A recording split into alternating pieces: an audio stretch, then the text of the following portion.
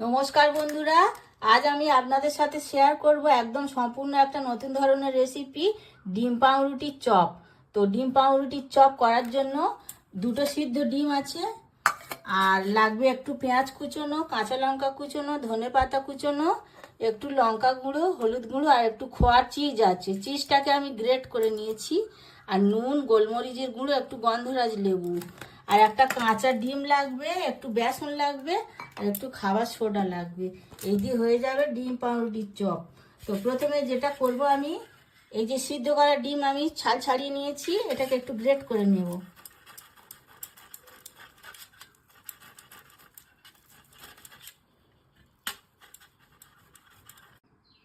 তো দুটো ডিম আমি গ্রেট করে নিয়েছি।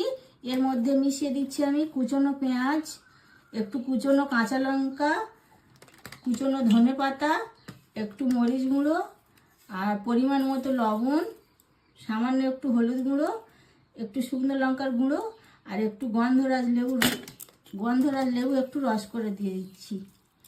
এবার এটাকে আমি হাত দিয়ে ভালোভাবে মাখিয়ে নেব।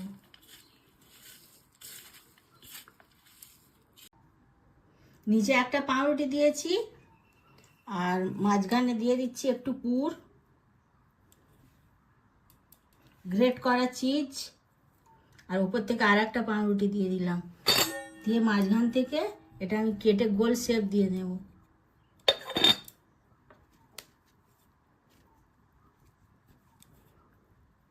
এরকমভাবে সব কটাকে আগে আমি তৈরি করে নেব, নিয়ে ব্যাটার গুলে তারপরে চপের আকারে ভাজবো। এবারে একটা ব্যাটার তৈরি করতে হবে। তো ব্যাটারের জন্য আমি এই চামচের 4 চামচ মতো বেসন নিয়েছি, আর একটা কাঁচা ডিম আছে।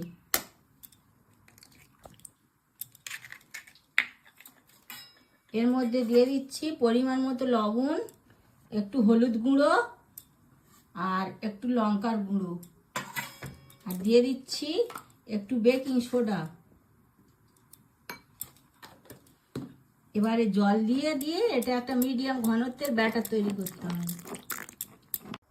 ব্যাটারটা একদম রেডি হয়ে গেছে। এবার আমি চপগুলো ভাজবো। এই যে পাউরুটির চপ তৈরি করে রেখেছিলাম, এই ব্যাটারের মধ্যে চুবিয়ে, আর তেল বসিয়েছি উনুনে, তেলটা গরম হয়ে গেছে। তেলের মধ্যে একটা একটা করে ছেড়ে দেবো।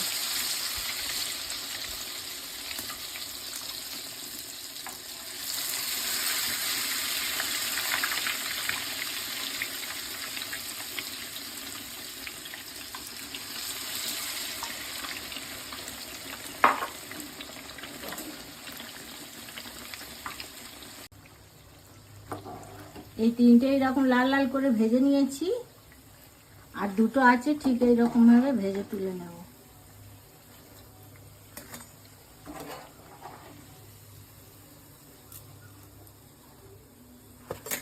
তো বন্ধুরা, ডিম পাউরুটির চপ পরিবেশনের জন্য একদম রেডি হয়ে গেছে। সন্ধ্যাবেলায় শুধু চা কফির অপেক্ষায়। আর একটা আমি কেটে দেখছি কেমন হয়েছে ভিতরটা। এই দেখুন।